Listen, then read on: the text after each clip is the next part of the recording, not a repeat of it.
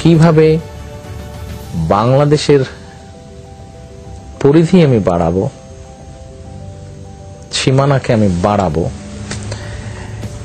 This is a priority to me. Lutfuzzaman Babar ভারতের seven সিস্টারে অস্থিরতা সৃষ্টি করার চেষ্টা করেছিলেন। যদি লুৎফুজ্জামান বাবরের সেই দুলফার নিকট পৌঁছাতো তাহলে হয়তো ভারতের সেভেন সিস্টার্স ভারতের অংশ থাকতো না, এই সেভেন সিস্টার্স স্বাধীন রাষ্ট্রে পরিণত হতো, আর এতে করে সেভেন সিস্টার্সের কিছু অংশ বাংলাদেশের সাথে যুক্ত হতো। সেভেন সিস্টার্সকে দখল করার কথা শুধুমাত্র লুৎফুজ্জামান বাবরই বলেনি, তারেক জিয়া তার একটি ইন্টারভিউ বলেছিল না ভাষা নিয়েও সেভেন সিস্টার্স দখলের কথা বলেছিলেন। তবে অনেকেই জানি না সেভেন সিস্টার্স আসলে কি, সেভেন সিস্টার্স বাংলাদেশের রাজনীতিতে এবং ভারতের রাজনীতিতে কেন এত গুরুত্বপূর্ণ, ভারত কেন সেভেন সিস্টার্সকে নিয়ে সবসময় চিন্তাতে থাকে। চলুন প্রথমে আমরা জেনে আসি সেভেন সিস্টার্স সম্পর্কে, তারপরে আমরা জানবো মাওলানা ভাসানী, তারেক জিয়া এবং লুৎফুজ্জামান বাবর কেন এই সেভেন সিস্টার্স দখল করতে চেয়েছিল। তার আগে চ্যানেলে যারা নতুন রয়েছেন তারা চ্যানেলটি সাবস্ক্রাইব করে পাশে থাকে বেল আইকনটি ক্লিক করে দিন। ভারতের উত্তর পূর্বে 7টি রাজ্য রয়েছে যাদেরকে একত্রে সেভেন সিস্টার্স বলা হয়। ভারতের সাথে সাথে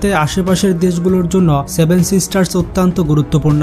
সম্প্রতি ডক্টর মোহাম্মদ ইউনুস সেভেন সিস্টার্সকে নিয়ে একটি মন্তব্য করে, যার কারণে এটি আবারও আলোচনায় উঠে এসেছে। একটি রেডিও টক শোতে এই 7টি রাজ্যকে সেভেন সিস্টার্স নাম দেয়। এই 7টি রাজ্য ছিল অরুণাচল প্রদেশ, নাগাল্যান্ড, মণিপুর, মিজোরাম, ত্রিপুরা, মেঘালয় এবং আসাম। এই 7টি রাজ্যের ওপরে তিনি একটি বইও লেখেন যার নাম দিয়েছিলেন ল্যান্ড অফ সেভেন সিস্টার্স। এরপর থেকে নামটি জনপ্রিয়তা অর্জন করে। এই 7টি রাজ্যের আয়তন হচ্ছে 2,55,500 বর্গ কিলোমিটার। এটি ভারতের মোট এলাকার 7%। এইসব রাজ্যগুলি একে অপরের সাথে নির্ভরশীল হলেও সংস্কৃতি ও পরিবেশের দিক থেকে তারা একে অপরের থেকে স্বতন্ত্র।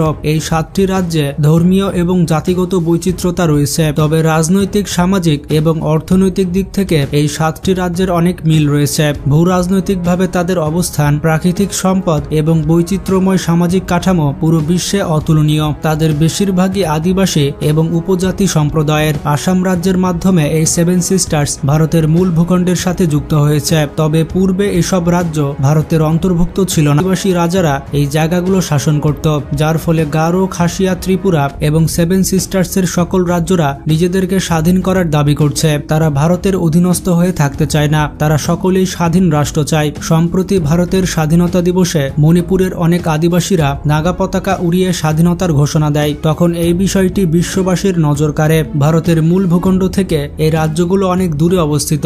ভারত থেকে এই 7টি রাজ্যে যাওয়ার একটি মাত্রই পথ রয়েছে, যেটি 60 কিলোমিটার লম্বা। এই সরু পথকে বলা হয় চিকেন নেক করিডর। এটি ভারতের পশ্চিমবঙ্গ রাজ্যের উত্তর দিকে অবস্থিত, কিন্তু এই পথ ব্যবহার করা ভারতের জন্য অনেক ব্যয়বহুল এবং অনেক বেশি সময় সাপেক্ষ, যার কারণে ভারত চায় বাংলাদেশের মধ্য দিয়ে রাস্তা তৈরি করতে। তারা বাংলাদেশের মধ্য দিয়ে ট্রেন চালিয়ে এই 7টি রাজ্যে যেতে চায়। তবে বিশ্লেষকরা বলছে এরকম ট্রানজিট বাস্তবায়ন করলে সেটি ভারতের জন্য বেশি লাভজনক হবে, এতে বাংলাদেশ তেমন একটা সুবিধা পাবে না। সম্প্রতি ডক্টর মোহাম্মদ ইউনুস বলেন, বাংলাদেশকে কেউ অস্থিতিশীল করতে চাইলে চারিদিক থেকে অস্থিতিশীলতা ছড়িয়ে পড়বে। প্রতিবেশী মিয়ানমার, ভারতের সেভেন সিস্টার্স এবং পশ্চিমবঙ্গ সব জায়গাতে ছড়িয়ে পড়বে অস্থিরতা। ডক্টর ইউনুসের এই কথার কারণে ভারত সম্প্রতি নড়েচড়ে বসেছে। ভারত বুঝতে পেরেছে শেখ হাসিনার মতো ডক্টর মোহাম্মদ ইউনুসকে কন্ট্রোল করা যাবে না। এবার আসা যাক সেভেন সিস্টার্সের সাথে মাওলানা ভাসানী, তারেক জিয়া। মাওলানা ভাসানী তার এক ভাষণে বলেছিলেন, আসাম আমার, পশ্চিমবঙ্গ আমার, ত্রিপুরাও আমার। এগুলো ভারতের কবল থেকে ফিরে না পাওয়া পর্যন্ত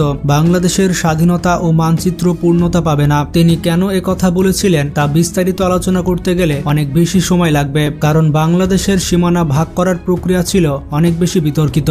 এটি 1947 সালের কথা। ব্রিটিশ আইনজীবী সিরিল জন রেডক্লিফ তিনি ব্রিটিশ শাসিত ভারতকে ভাগ করেছিলেন। তিনি যেভাবে ভারতবর্ষকে ভাগ করেছিলেন তাতে বেশিরভাগ মানুষই সন্তুষ্ট ছিল না। কাগজে কলমে ভারতকে ভাগ করার জন্য মাত্র 5 সপ্তাহ সময় দেওয়া হয়েছিল, কিন্তু তিনি ভারত পাকিস্তানের যে সীমানা এঁকেছিলেন সেটি এখনো ভারত পাকিস্তানের মধ্যে উত্তেজনার কারণ। 1947 সালের আগস্টে হিন্দু শাসিত ভারত এবং মুসলিম শাসিত পাকিস্তানের উদ্ভব হয়। ব্রিটিশ শাসিত ভারতে ছিল 2টি বড় প্রদেশ, যেখানে মুসলিম ও অমুসলিম ছিল প্রায় সমান। এর একটি হলো পূর্ব দিকে বাংলা এবং পশ্চিম দিকের পাঞ্জাব। এই 2টি প্রদেশের মধ্যে লাইন টেনে দেওয়া অত্যন্ত জটিল একটি কাজ ছিল। 1,20,00,000 মানুষকে এক দেশ থেকে অন্য দেশে চলে যেতে হয়, হারায় কয়েক লক্ষ মানুষ। ধর্মের ভিত্তিতে দেশ ভাগ করা এটি কোনো যৌক্তিক কাজ হতে পারে না, কারণ একটি দেশে বিভিন্ন ধর্মের মানুষ বসবাস করবে এটাই স্বাভাবিক। এটি এমন একটি বিভক্তি ছিল যেটি এখনো পর্যন্ত ভারত পাকিস্তানের মধ্যে উত্তেজনা সৃষ্টি করে রেখেছে। রেডক্লিফ যখন দেশ ভাগ করেছিলেন তিনি ব্রিটিশ সরকারের কাছ থেকে নাইট উপাধি পান। সে ভালো করেই জানতো পাঞ্জাবি আর বেঙ্গলিরা তার সম্পর্কে কি চিন্তা করবে। তিনি নিজেই বলেছেন, এই লাইন টেনে দেওয়ার পর অন্তত 8 কোটি মানুষ আমাকে ঘৃণা করবে। মৌলানা ভাসানী বাংলার এই ভাগ মেনে নিতে না পেরে তার ভাষণে বলেছিলেন পশ্চিমবঙ্গ, আসাম এবং ত্রিপুরার কথা। তিনি সে সময় বাংলাদেশের সীমানা নিয়ে মুখ খুললেও পরবর্তীতে বহুদিন কোনো নেতা এ বিষয়ে মুখ খোলেনি। তবে এই নিয়ে 2005 সালের দিকে তারেক জিয়া টকশোতে বলেছিল। আপনারাই শুনুন তারেক জিয়া কি বলছে। কিভাবে বাংলাদেশের পরিধি আমি বাড়াবো,